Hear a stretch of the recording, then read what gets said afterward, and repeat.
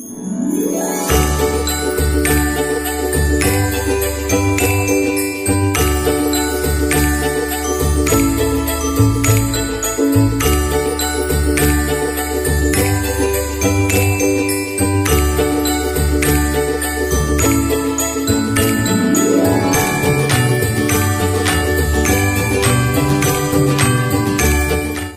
nama Tuhan, Shalom. Luar biasa ya, kita sudah memasuki di penghujung ya. Tanpa terasa 11 bulan kita sudah melampaui tahun 2020 ya. Tanpa Tuhan kita tidak mungkin bisa sampai di tempat ini ya. Tanpa penyertaan Tuhan kita tidak mungkin hidup sampai saat ini ya. Puji nama Tuhan, Bapak Ibu Saudara, bisa diberikan nafas, masih diberikan kesehatan untuk anugerah Tuhan yang luar biasa. Mari kita berikan pujian yang tersedia Tuhan. Bersama Tuhan, kami melihat kemana kehidupan terjadi.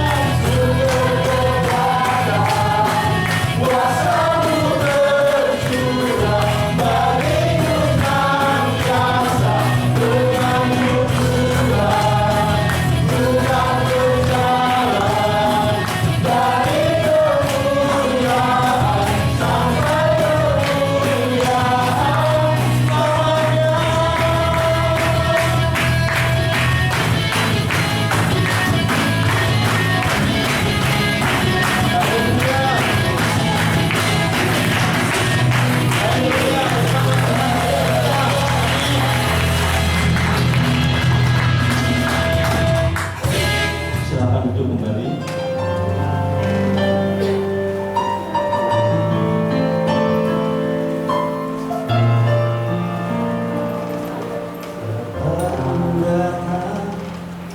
Dan berserah ku nyatakan Kau yang berkuasa dalam gelap, Kau setia, Kau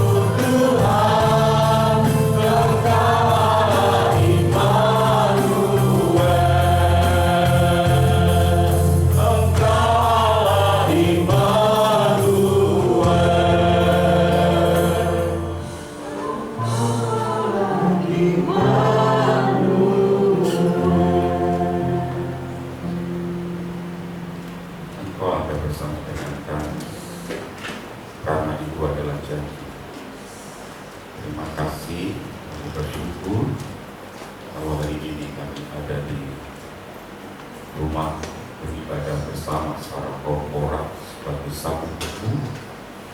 Kami juga ingat untuk saudara kami satu tubuh yang ada di Sulawesi Siki. Kami berdoa untuk mereka yang kehilangan suami, ayah, anak.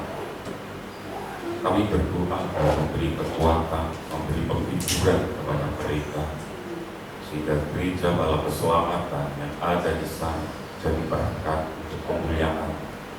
Sehingga apapun yang terjadi, kami tahu ada rencana dan rancangan yang terindah untuk sidang jemaat-Mu yang ada di sana.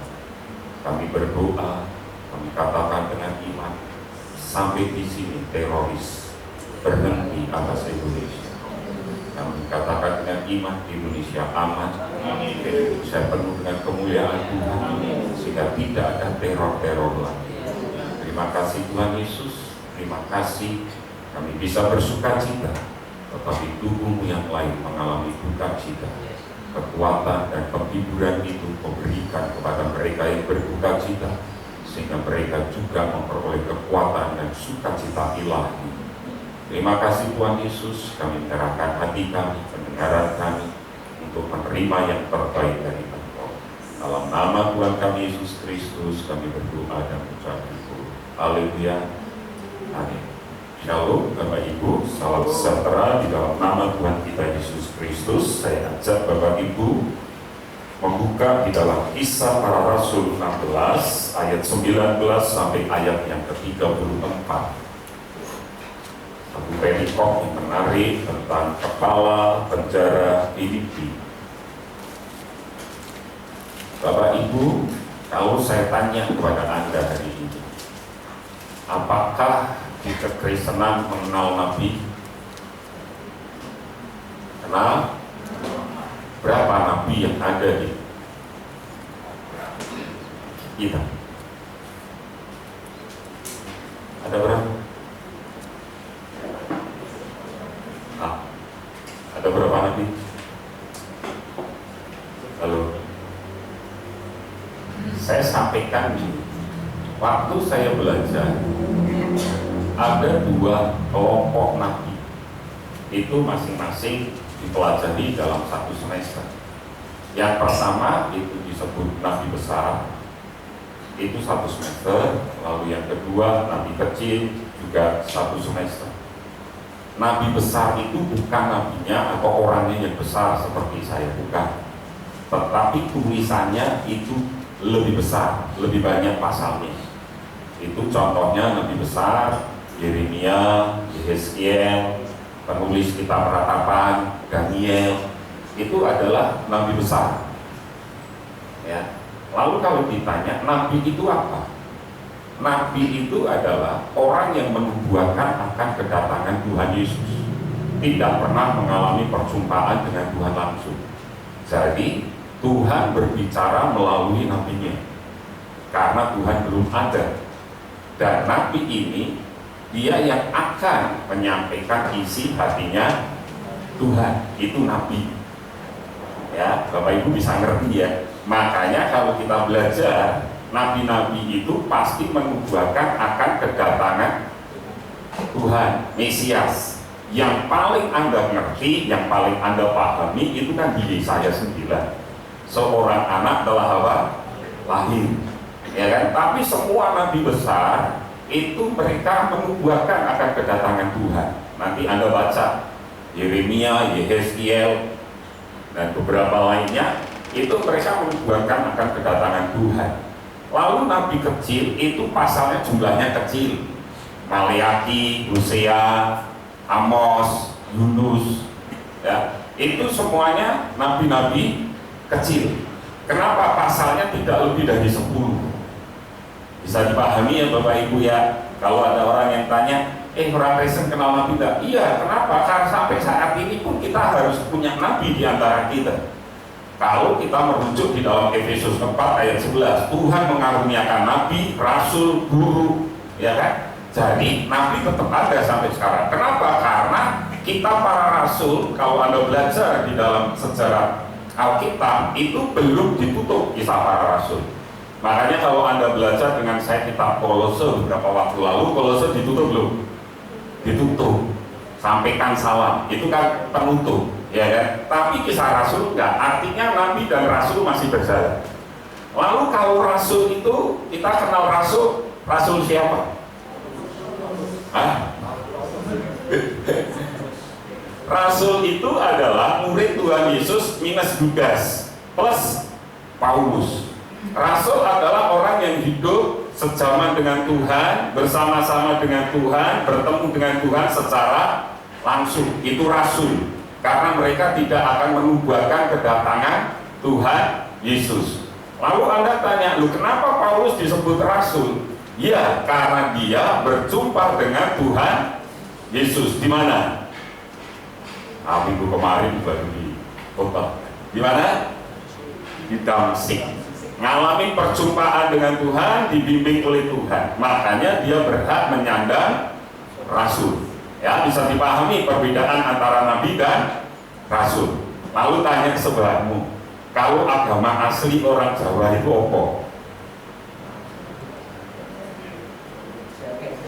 Kejawen. Nah, kalau Anda ingin tahu jawabannya, setelah ibadah ini kita akan buka kelas untuk umum, kelas agama, asal usul agama.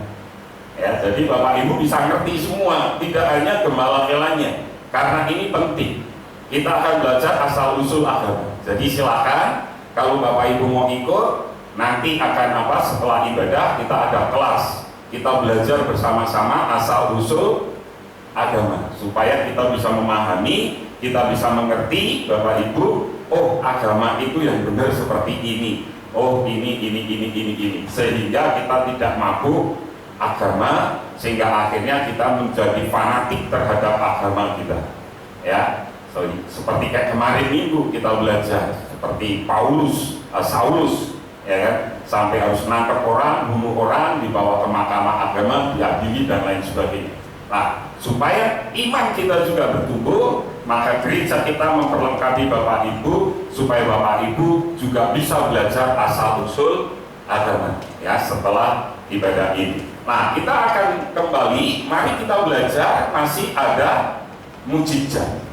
Pertanyaannya, masihkah ada mujizat? Kalau ini saya tanyakan kepada Bapak Ibu, masih nggak kira-kira mujizat itu ada? Yakin? Benar? Pertanyaan saya, bagaimana kita bisa mendatangkan mujizat? Ini kan yang menarik, ya kan? Bagaimana supaya kita bisa menerima mujizat? Lalu kalau kita menerima mujizat, untuk apa kita ini menerima mujizat? Lalu akibatnya, efeknya kepada saya kalau saya terima mujizat itu apa? Sehingga akhirnya karena kita tidak ngerti, itu akhirnya membuat Anda dan saya tidak pernah benar-benar memahami buat apa mujizat itu diberikan. Kalau mujizat itu diberikan pasti ada tujuannya, ya kan? Di samping ada tujuannya, mujizat yang diberikan kepada Anda pasti ada sesuatu yang ingin Tuhan nyatakan dalam hidup Anda dan saya. Nah, ini yang harusnya Anda bisa pahami. Bagaimana kita bisa mendatangkan mujizat? Dan kalau kita menerima mujizat, mujizat itu untuk apa dalam hidup Anda dan saya? Sehingga kadang kita berkata, aku butuh mujizat, aku perlu mujizat. Tetapi kadang kita nggak ngerti untuk apa mujizat itu. Nah, mari kita belajar hari ini. Perhatikan ayat yang ke-19. Saya baca duluan sampai ayat 34. Nanti ada ayat yang ke-20.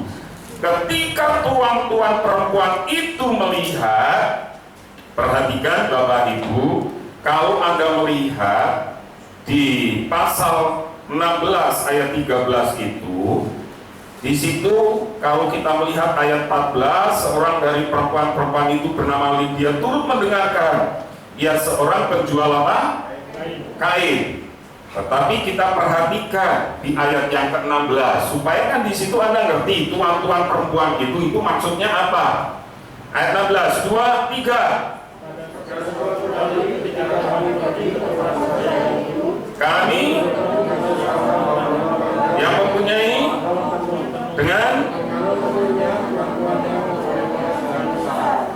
sampai di sini saya mau bilang, di Filipi ada sekelompok dukun, gampangannya kan gitu, supaya Anda bisa lebih mudah apa? Memahami. Dukun ini dia punya bos, supaya apa? Setiap orang yang datang, saya kasih contoh, ini kan musimnya toger, tanya ke dukun, bayar nggak kira-kira? Nomornya mau begini sing metu piro, ya kan? Nah, uang ini disetorkan kepada bos-bosnya. Lalu setelah Paulus tiba di Filipi, dukun-dukun ini gampangannya nggak laku. Dukun yang bisa menyembuhkan, yang semua apapun bisa dilakukan, hanya di dalam nama Tuhan Yesus sembuh, semua masalah hilang. Sehingga dukun-dukun ini pengikutnya ngikutin Paulus. Akibatnya Paulus difitnah. Akibatnya Paulus ditangkap bersama dengan Silas dan diserahkan di dalam penjara. Itu kisah ini. Makanya di ayat 19, ketika tuan-tuan perempuan itu melihat bahwa harapan mereka akan mendapatkan penghasilan lenyap, mereka apa? Menangkap Paulus dan Silas, lalu menyeret mereka ke pasar untuk menghadap penguasa. Silahkan Anda.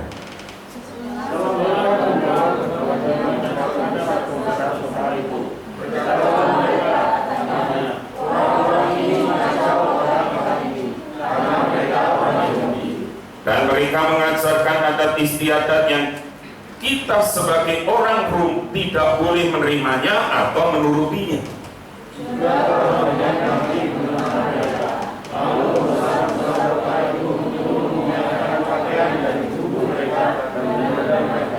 Setelah mereka berkali-kali didera, mereka dilemparkan ke dalam penjara. Kepala penjara diperintahkan untuk menjaga mereka dengan sungguh-sungguh. Sesuai dengan perintah itu, kepala penjara memasukkan mereka ke ruang penjara yang paling tenang dan membelenggu mereka dalam kasusnya yang kuat. Tetapi kira-kira tengah malam Paulus dan Silas berdoa dan menyanyikan puji-pujian kepada Allah, dan orang-orang hukuman lain mendengarkan mereka. Sehingga sedih-sedih penjara itu hilang, dan seketika itu juga terbuka semua pintu dan terlepas belenggu mereka semua. Ketika kepala penjara itu terjaga dari tidurnya dan melihat pintu-pintu penjara terbuka, ia menghunus pedangnya hendak membunuh diri karena ia menyangka bahwa orang-orang hukuman itu telah melarikan diri. Tetapi Paulus sebelumnya suaranya dikatakan, "Saya katakan hari ini, sebab kami semua yang ada di sini." Kepala penjara itu menyuruh membawa suluh, lalu berlari masuk dan dengan gemetar tersungkurlah ia di depan Paulus dan Silas. Ia menghadap mereka keluar sambil berkata, "Tuan, apakah yang harus aku perbuat supaya aku selamat?" Jawab mereka, "Percayalah kepada Tuhan Yesus Kristus dan engkau akan selamat, engkau dan seisi rumahmu." Lalu mereka memberitakan firman Tuhan kepadanya dan kepada semua orang yang ada di rumahnya. Pada jam itu juga kepala penjara itu membawa mereka dan membasuh bilur mereka. Seketika itu juga ia dan keluarganya mereka memberi diri dibaptis. Lalu ia membawa mereka ke rumahnya dan meninggalkan makanan kepada mereka. Dan ia sangat bergembira bahwa ia dan seisi rumahnya telah menjadi percaya kepada Allah. Kita melihat ini kisah yang sangat menarik. Kalau kita belajar dari ayat ini, kita bisa melihat Silas dan Paulus itu mereka menerima mujizat. Bahkan kalau kita perhatikan kaki mereka dipasung, mereka kalau istilahnya sekarang mendapatkan pengawalan yang sangat ketat di penjara di bagian tengah. Tetapi satu hal yang menarik, mereka bisa menerima mujizat. Dan dari kisah ini kita bisa simpulkan mujizat itu tetap bisa berlaku sampai sekarang.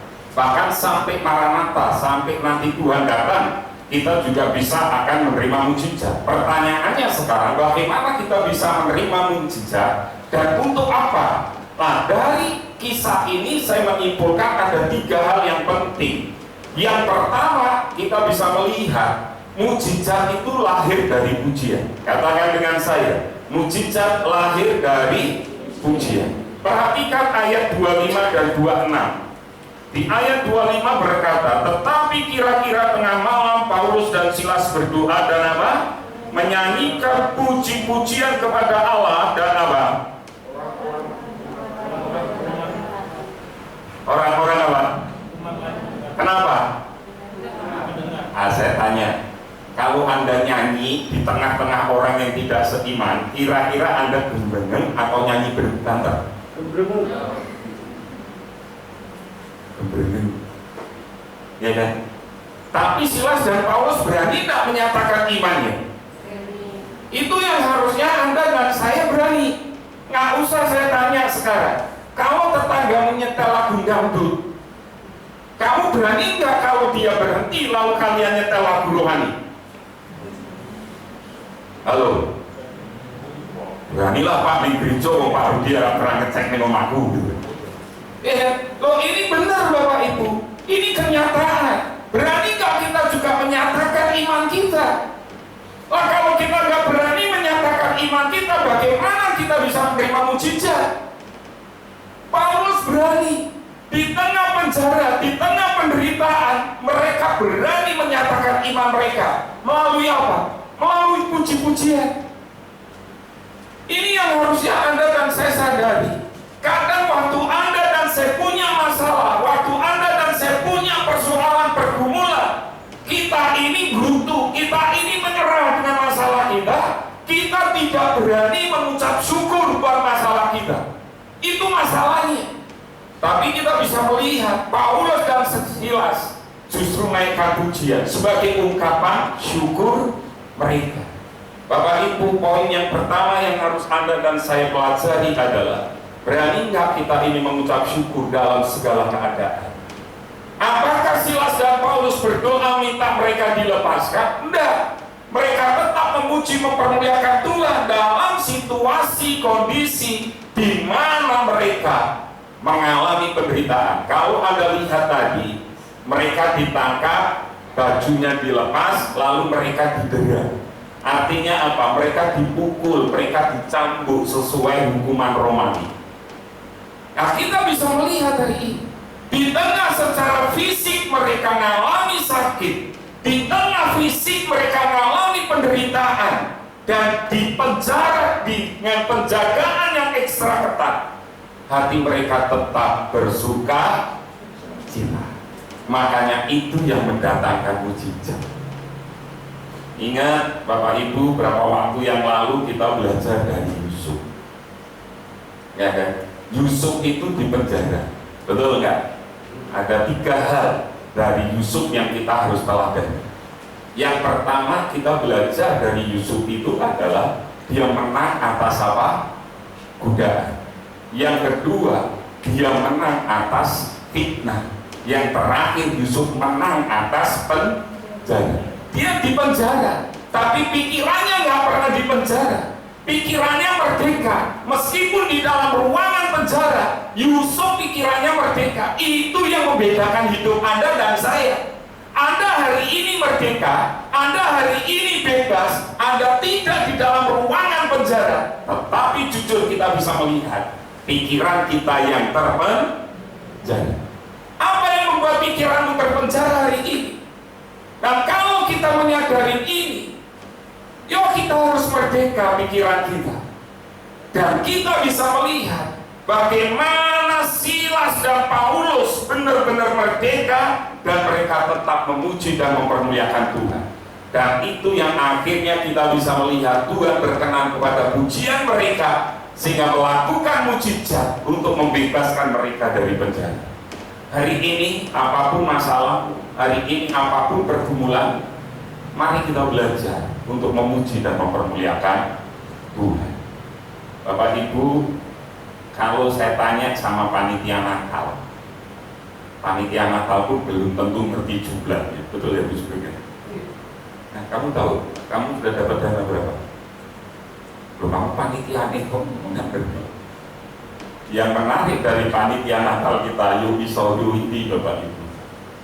Ya, saya ngomong gini, seberapapun nanti dapat dari persembahan jemaat, wis itu yang kamu apa istilahnya orang Jawa bilang kecaki, tahu ya?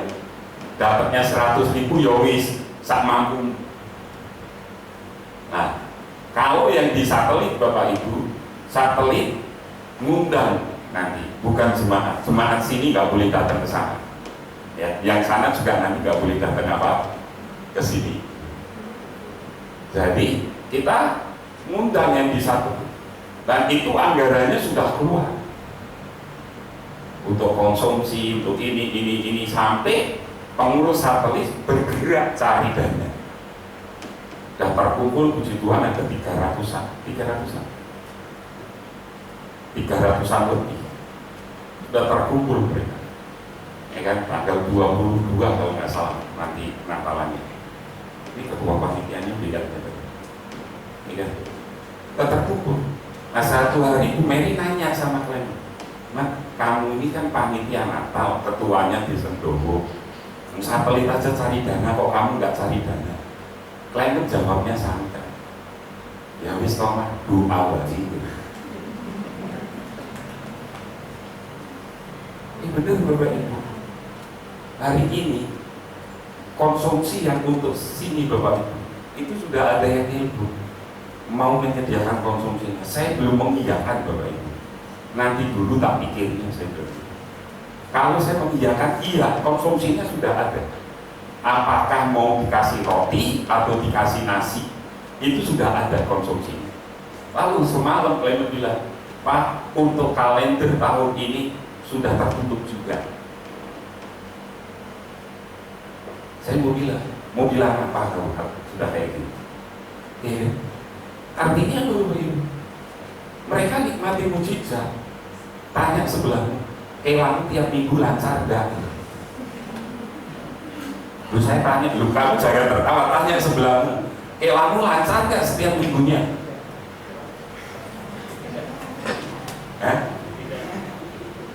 Bapak Ibu tanya bendaharanya aja lah, karena yang ngerti bendaharanya. Kadang gembala elahnya ini juga nggak laporan. Tiap Jumat ada nggak Bu mereka? Yuk iso yuk. Ada. Setiap Jumat itu ada pertemuan mereka. Meskipun yang lain kemana nggak ngerti, mereka setiap Jumat ada. Dan saya percaya di dalam pertemuan mereka pasti berdoa untuk Natal. Meskipun kelihatannya santai, tapi kalau kerja sama Tuhan, ya Tuhan yang bela. Kan itu gampangannya. Mereka nikmatin mujizat hari ini. Tinggal mereka nyusun acaranya aja, jalan. Ya kan Bapak Ibu? Nah, kalau kita nyadarin ini Bapak Ibu yang dikasih Tuhan, Silas ini mereka punya pergumulan, mereka punya masalah. Tapi apa yang mereka hadapi? Mereka nggak melihat masalah itu. Mereka nggak melihat pergumulan itu. Yang mereka lihat Tuhan mereka itu besar. Mujizat datang pada saat mereka memuji Tuhan dengan segenap hati. Makanya kemarin saya bilang sama tim pemuji-pemusik di gereja ini, untuk menghadirkan hadirat Tuhan itu bukan butuh orang banyak. Untuk menghadirkan hadirat Tuhan itu adalah kesiapan kita sebagai seorang pemuji-pemusik secara pribadi. Bukan mengambil sesuatu, tetapi memberikan korban syukur kepada Tuhan. Makanya mujizat pasti terjadi. Terkadang kita ini tidak. Kalau kita memuji menyembah Tuhan, kita ini kalau bisa diberkati. Tapi kita belajar dari tua-tua Israel di kitab Wahyu. Waktu mereka menyembah Tuhan, apa yang terjadi? Mahkota mereka lemparkan, mereka berikan kepada Tuhan. Itu yang akhirnya kita bisa melihat akan terjadi mujizat. Oleh karena itu jemaat yang dikasihi Tuhan, kita belajar untuk mendatangkan mujizat dalam hidupmu. Mulai hari ini belajar mengucaplah syukur di dalam segala hal. Apa yang nggak pernah kau lihat, apa yang nggak pernah kau dengar, apa yang nggak pernah kita pikir, itu yang Tuhan sediakan. Nah, ini yang harusnya kita mengerti, ini yang harusnya kita lakukan. Jangan pikir masalahmu. Kalau engkau pikir masalahmu, selesai, finish. Kenapa? Karena masalah kita sepertinya sangat apa? Berat. Tapi waktu kita memikirkan Tuhan, Tuhan yang bekerja dalam hidup kita. Ayat tadi dengan jelas berkata, di ayat yang 25. Kira-kira tengah malam Paulus dan Silas berdoa menyanyikan puji-pujian kepada Allah, dan orang-orang hukuman lain apa? Mendengar. Mereka enggak berdoa minta dilepaskan, mereka tidak memikirkan kondisi mereka, tetapi tengah malam mereka memuji memuliakan Tuhan. Tanya sebelahmu, tengah malam kamu kemana?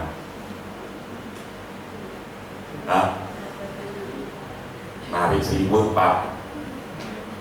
Mulai hari berani enggak kita menyangkal diri, menyediakan waktu tengah malam untuk Tuhan, berdoa, nyembah Tuhan, maka kau akan melihat ada mujizat dalam hidup. Pertanyaannya sekarang, pernah enggak Anda tetap mengucap syukur pada waktu Anda menghadapi masalah? Pernah? Pernah Pak, kalau masalahnya kecil, tapi kalau masalahnya besar, ya mikir dulu. Tetaplah mengucap syukur dalam segala hal. Yang kedua, kita belajar mujizat memberi ruang untuk apa? Bersaksi. Jadi kalau Anda terima mujizat, pasti ada tujuannya Tuhan supaya Anda bersaksi. Perhatikan ayat 31. Jawab mereka, percayalah kepada Tuhan Yesus Kristus dan engkau akan apa? Selamat, engkau dan seisi rumah. Kenapa itu bisa, kalimat itu bisa muncul? Kenapa Bapak Ibu? Karena kita bisa melihat kepala penjara mau bunuh diri nggak Bapak Ibu? Ayat 27 itu ada, perhatikan. Ya, dia mau bunuh diri. Pada saat kau melihat orang mau bunuh diri, apa yang kau lakukan? Artinya apa? Orang yang sudah mau bunuh diri ini kan orang yang sudah putus harapan, putus asa, sudah tidak ada pengharapan. Bapak Ibu, selama 1 minggu ini, saya melenceng sedikit, selama 1 minggu ini, minggu-minggu kemarin ini, saya ini nggak tahu apakah saya salah makan, kebanyakan makan cabai, atau saya minum kopi atau apa, saya nggak ngerti. Perut saya tuh sakit. Sampai sekarang ini rasanya kencang sekali, sakit. Nah, karena sakit, saya ini nggak bisa tidur. Hampir seminggu ini nggak bisa tidur.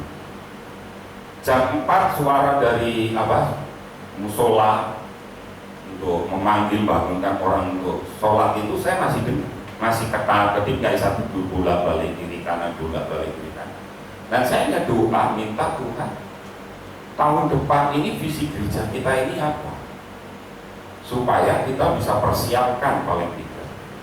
Dan satu kalimat yang masih panjang, yang belum saya rangkum menjadi satu kalimat, Tuhan hanya ingatkan seperti ini: selama ada orang baik, masih ada pengharapan. Itu aja yang saya dapat. Selama ada orang baik, masih ada pengharapan.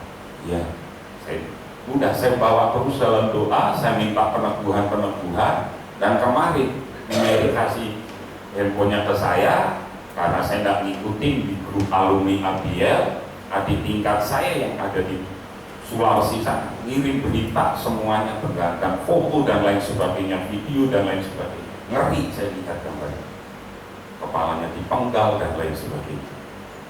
Ya. Sampai pemakamannya istrinya nangis dan lain sebagainya, semua saya lihat, dan itu meneguhkan buat kita, meneguhkan buat saya. Iya, berarti tahun depan selama ada orang baik masih ada pengharapan. Karena hari-hari ini nggak ada, orang semuanya sudah putus asa.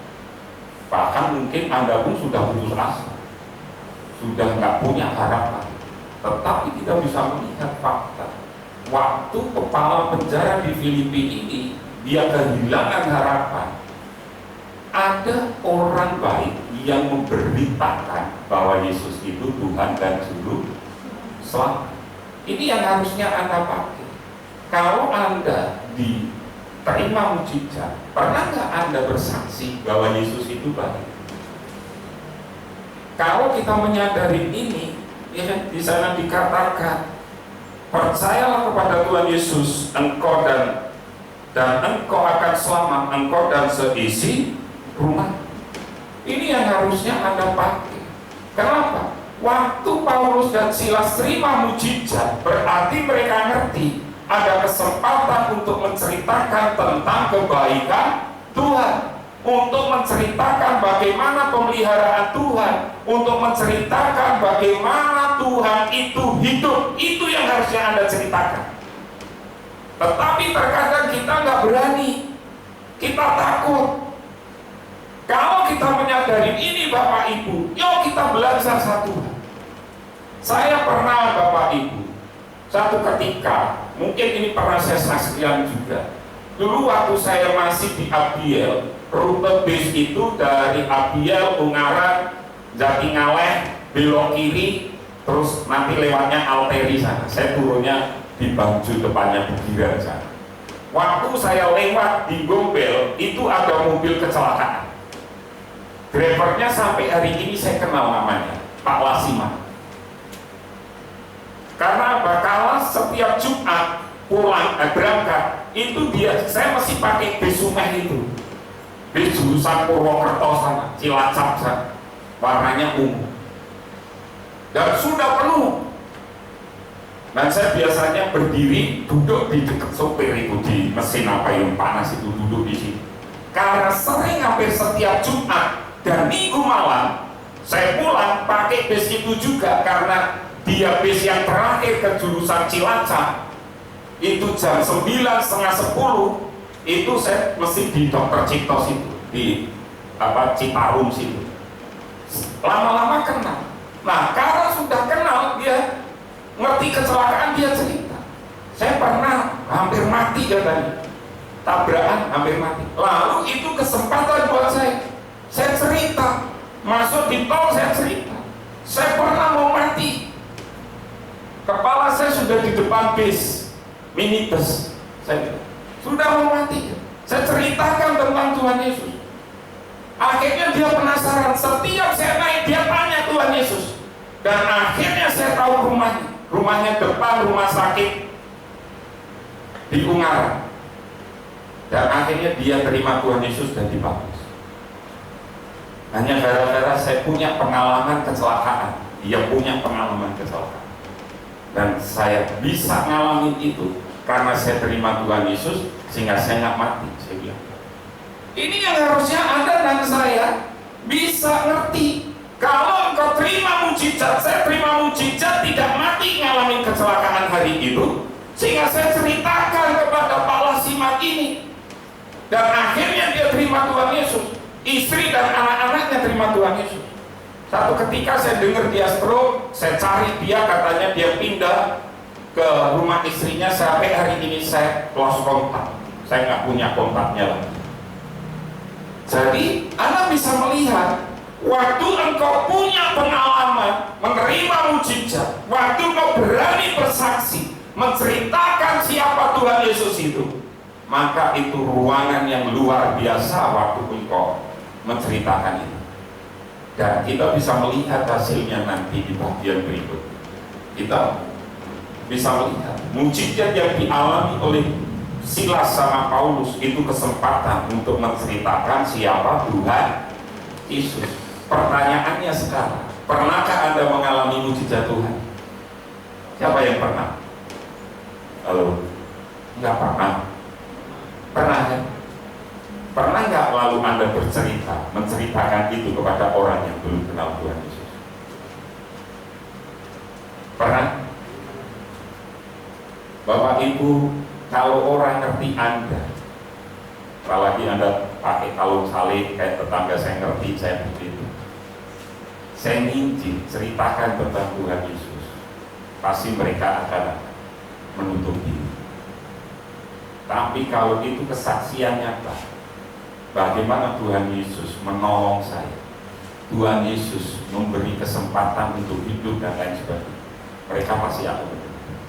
Karena kesaksian-kesaksian yang hidup itu justru akan menghidupkan orang untuk menerima Tuhan Yesus. Ya kan? Wahyu juga bilang, oleh apa? Kesaksian kita dan darah anak domba Allah, iblis itu dikalah.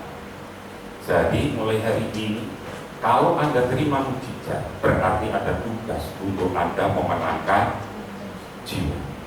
Kenapa hari ini kita tidak pernah mengalami mujizat spektakuler? Karena kita tidak pernah bersaksi. Kenapa hari ini kita jatuh bangun? Kenapa hari ini ekonomi kita bisa terpuruk?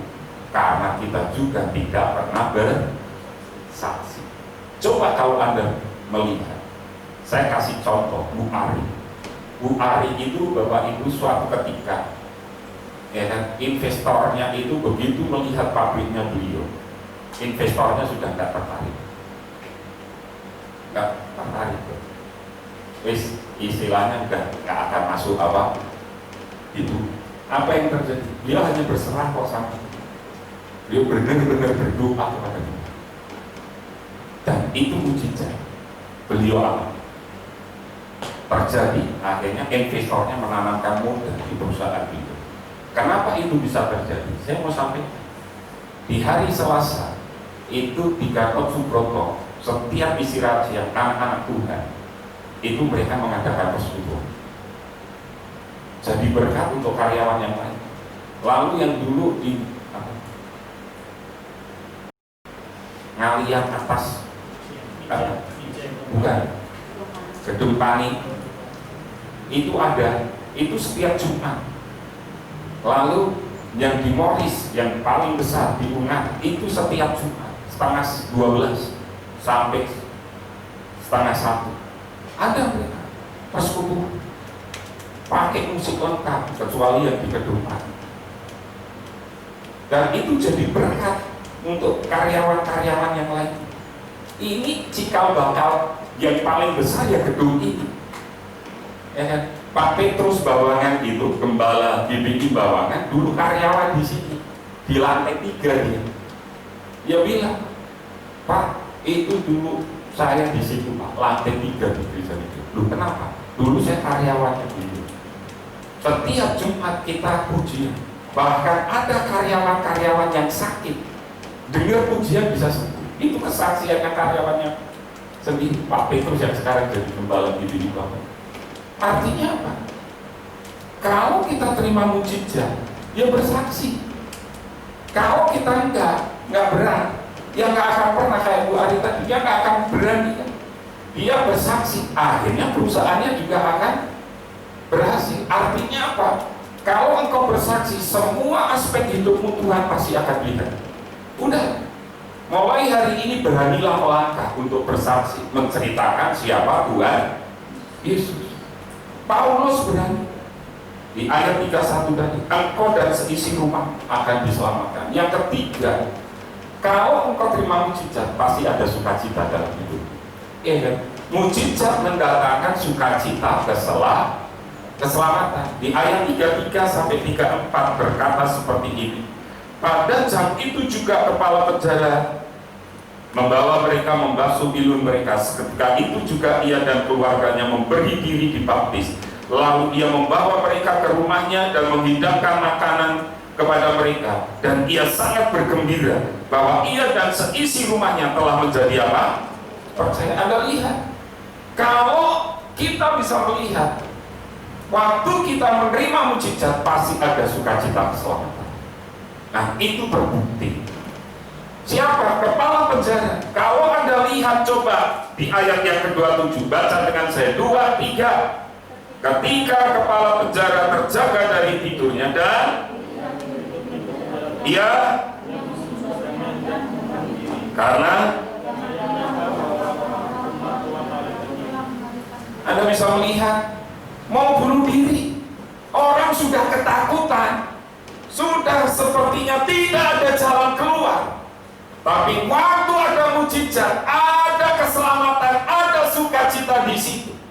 Dan kita bisa melihat kepala penjara ini mengalami yang namanya sukacita.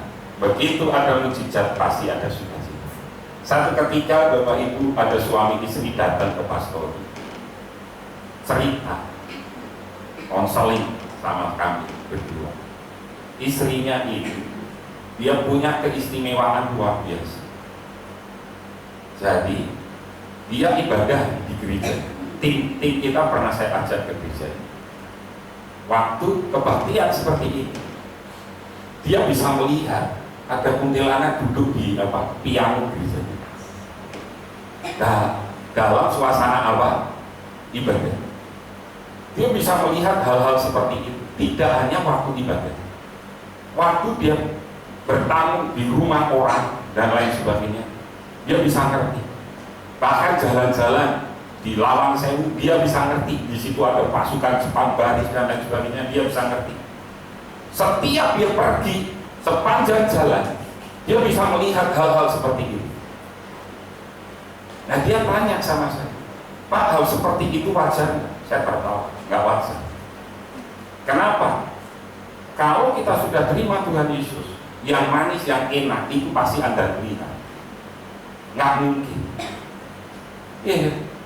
Kenapa? Karena itu menakutkan. Itu dialami sejak dia remaja sampai menikah punya cucu. Anda bisa bayangkan, hidupnya tertekan. Saya bilang, kalau kita terima Tuhan Yesus, hal-hal seperti itu tidak akan pernah ada. Kalau kita benar-benar hidup di dalam Tuhan, saya bilang, nggak akan pernah. Bahkan Daud pun yang mantan dukun, yang bisa melihat setelah terima Tuhan, dia nggak pernah lihat seperti itu.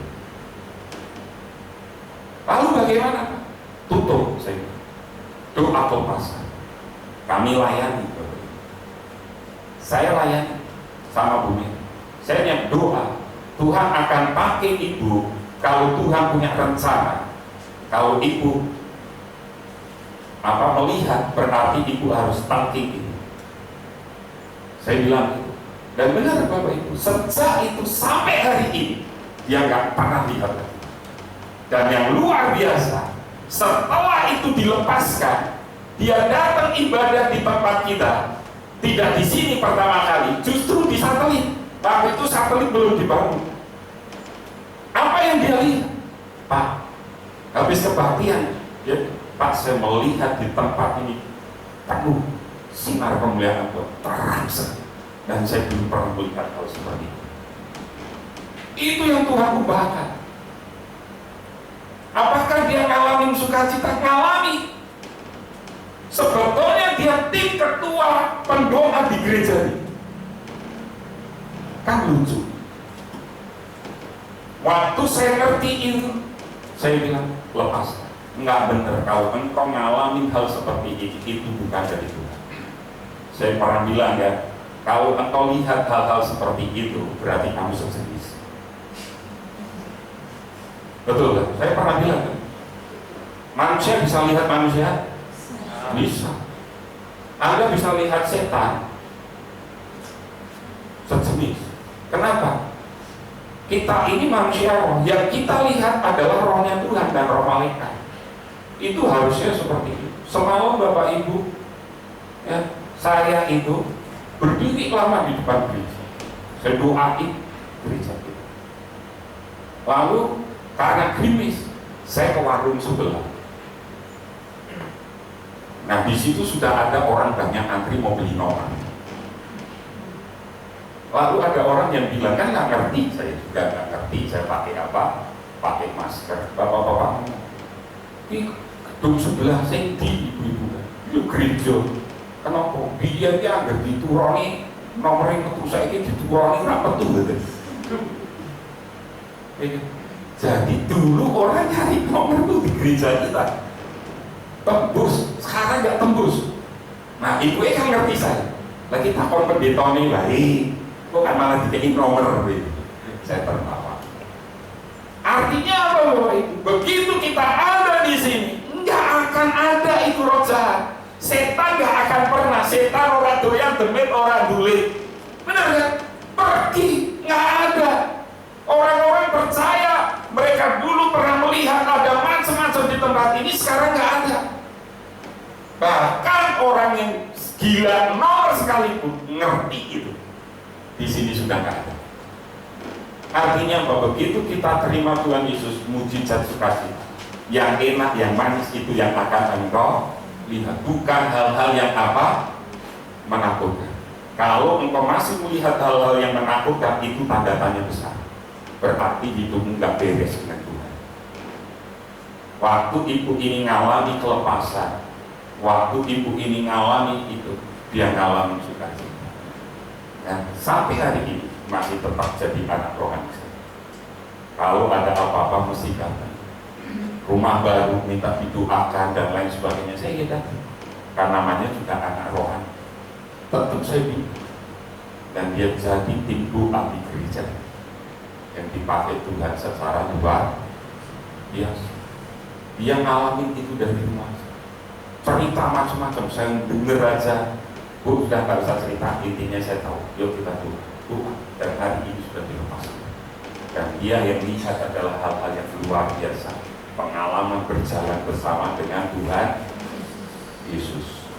Jadi, Bapak Ibu, kenapa saya bilang seperti ini? Kalau engkau hidupmu beres, engkau masuk ke ruangan yang angker sekalipun, engkau nggak akan lihat setan ini minggat. Setan sudah pergi. Ya. Kemarin nih, Esther cerita sama saya, rumah yang dikontrak ini tuh katanya ada juga. Ya ada penghuninya, Esther sama Albert sama anak-anaknya juga. Tapi karena saya bilang, kita nggak ngerti ini orang bangunnya pakai apa, kan kita nggak ngerti. Tapi saya bersyukur mereka anak-anak Tuhan, nggak takut malah ditantang sama Esther. Karena mereka hanya ganggu, nggak berani menyentuh sampai fisik, menganiaya sampai fisik, nggak berani. Jadi, yuk kita belajar ada sukacita dalam hidup kita, ya kan? Waktu kita menerima mujizat keselamatan itu. Saya bersaksi diri saya sendiri. Kakek saya dari pihak mama saya itu gampangannya suku atau dukun atau apalah saya nggak. Dia punya kamar khusus. Pak Tugi itu pernah ngerti rumah saya yang di Pati waktu dibeli sama perusahaan kacang atur Garuda. Pak itu rumahnya, oh iya rumahnya gini. Ada kamar ini tuh Pak, oh iya. Lah satu kamar itu nggak ada orang berani keluar masuk di kamar itu. Kalau masuk dia keluar pasti dia sakit. Sejak dari kecil saya tidurnya di kamar itu. Saya keluar masuk ke kamar itu nggak sakit, nggak ada apa-apa. Sampai kakek saya bilang, oh ini penerus. Saya ini penerusnya katanya. Iya. Nah, apa yang terjadi? Singkat cerita, saya kenal Tuhan Yesus. Yang meneruskan siapa? Yang meneruskan yang itu anak kepannya, anak angkat kakek saya yang ada di Gunung Kawang Ungaran itu, Kosio. Diteruskan sama dia. Saya enggak apa-apa. Saya juga enggak kepingin jadi paranormal atau jadi dukun. Tapi di satu sisi saya juga nyadari kalau itu nempel ke saya terus kan itu jadi masalah. Saya sudah mengalami doa kelepasan. Waktu remaja saya didoakan oleh Pak Peter, Kongro almarhum, lalu sama Pak Yuhan, Dr. Cipto dan lain sebagainya. Saya sudah mengalami kelepasan. Saya merdeka dalam hal ini. Tapi satu hal saya masih ingat waktu saya SMA. Kami punya tempat tidur itu jati. Lebarnya 1 meter ya, hampir kayak ini, lebih besar sedikit lah, 1 meter. Itu nggak ada sambungannya loh, bener-bener lebar. Berarti Anda bisa melihat kalau jati lebarnya kayak gitu, berarti itu umurnya berapa tahun kan gitu. Itu yang bisa tidur di situ saya. Satu ketika mama papa saya pergi ke Jakarta.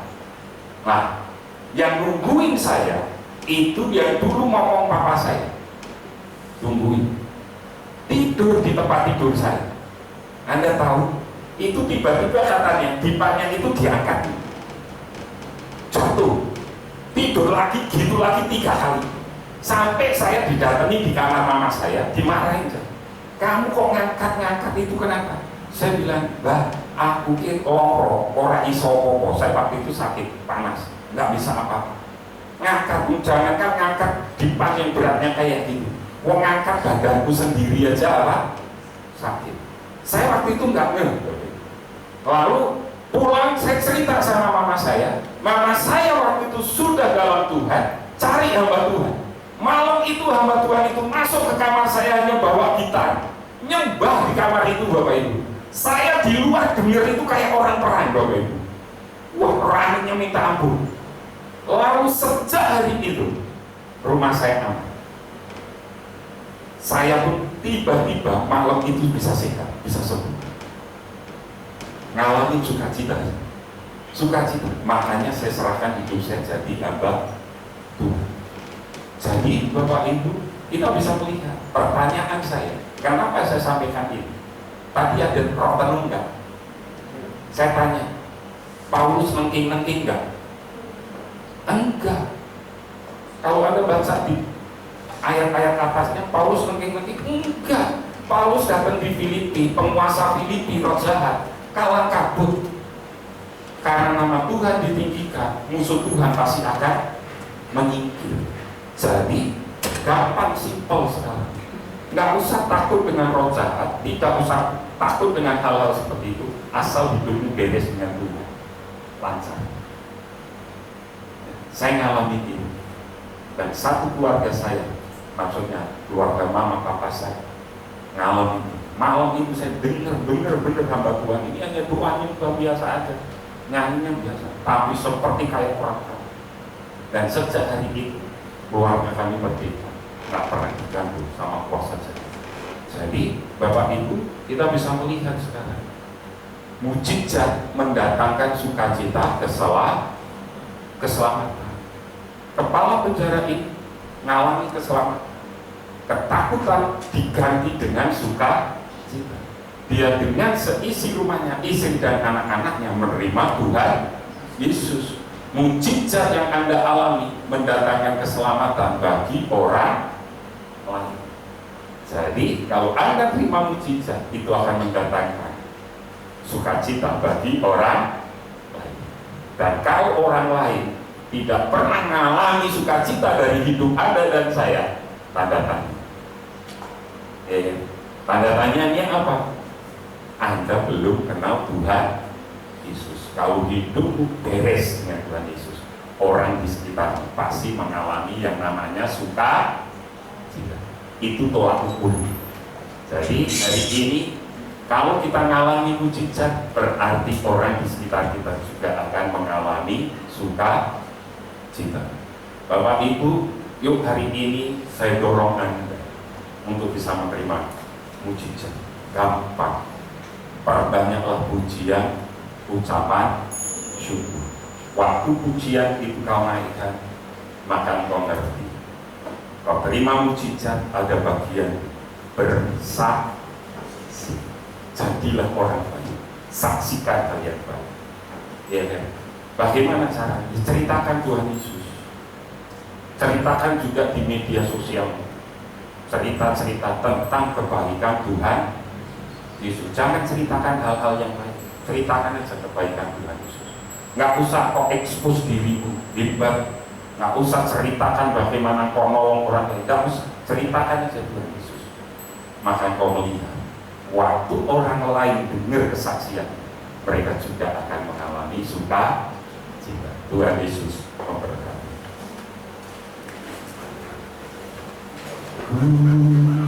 Kita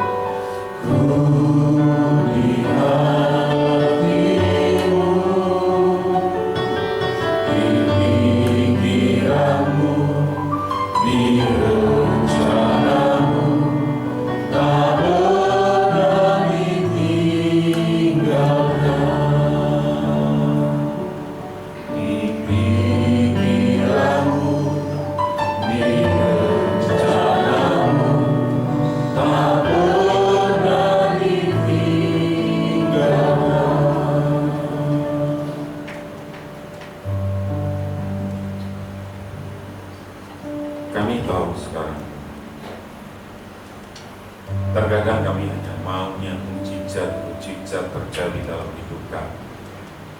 Tetapi hari ini kami sadar, sudah banyak mujizat yang kami terima. Tetapi kami harus berkata jujur, tidak satu orang pun yang kami selamatkan. Sudah itu, kami tidak pernah melihat mujizat spektakuler terjadi dalam hidup kami. Hari ini, kami menyadari, bila kami menerima mujizat, maka ada kesempatan untuk kami bersaksi. Waktu kami bersaksi, maka ada mujizat, sukacita keselamatan terjadi atas orang lain. Terima kasih kau mengingatkan kepada kami. Kami percaya mujizat itu masih ada sampai hari ini. Tetapi terkadang kami yang tidak pernah menghargai, tidak pernah peduli, bahkan acuh tak acuh, mengabaikan. Tetapi hari ini kami berkata, Tuhan beri kami mujizat untuk kami bersaksi dan memenangkan banyak jiwa bagi kemuliaan. Terima kasih, kami bersyukur hari ini firman menegur kami, menemplah kami.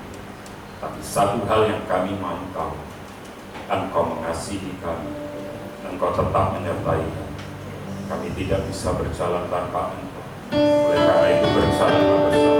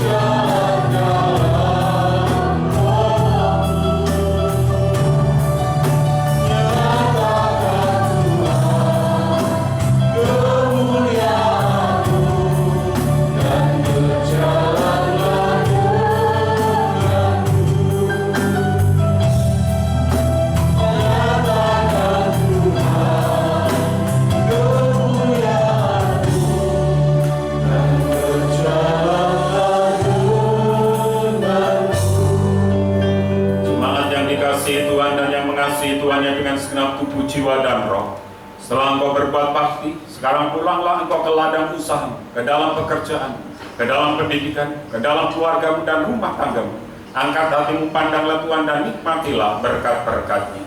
Hope Family, kamulah bangsa yang terpilih, imamat yang kerajani, bangsa yang kudus, umat kepunyaan Allah sendiri, untuk menyatakan kebesaran dan kedahsyatan namanya. Engkau telah ditetapkan jadi kepala, bukan jadi ekor. Dibawa oleh Tuhan semakin naik, tidak semakin turun. Masa depanmu sungguh ada, dan harapanmu tidak pernah sia-sia. Di tangan kananmu umur panjang, di tangan kirimu kekayaan dan kehormatan, sehingga kau tidak pernah berhutang, tetapi engkau akan memiutangi bangsa-bangsa. Dari Tuhan datang pertolongan, berkat-Mu atas umat-Mu. Kasih karunia dari Tuhan Yesus Kristus, kasih sayang dari Bapa, persekutuan dan penjagaan yang dahsyat dari Roh Kudus menyertai engkau sekalian, mulai hari ini, esok, lusa, sampai Maranatha. Tuhan Yesus datang kedua kali menjemput kita semua di awan kemuliaan. Haleluya. Bapa, terima kasih.